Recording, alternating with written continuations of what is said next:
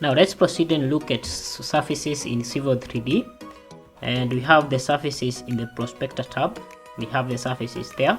Currently we do not have any surface. We are going to create an empty surface, and then later we are going to add data to that particular surface to make it a physical object in our drawing.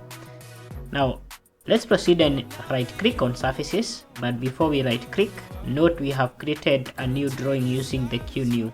So let's proceed and right click on surfaces, and once you right click, click at create surface, and in the create surface dialog box under the type you can click at this down drop. We have the various kind of surfaces. For now we are going to proceed with the tin surface, and then under the name we are going to have a name. You can just proceed and click to this particular cell and change the name to existing ground.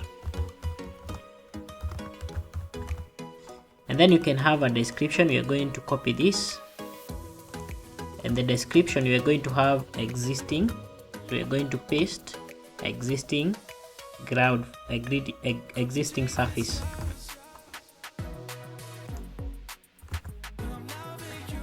And after you choose the name and the description, you can click inside this cell and make sure you click, or you can even do 2 clicks until you are able to see this particular button. And once you are able to see it, you can click at the button and you choose the style. For now we are going to proceed with the border only. We are going to look at these particular surface styles in a deeper way in coming lessons. For now we are just going to proceed and click OK. And then you have the render material. Again, proceed and click twice until you are able to see this button, and then you can click at this button.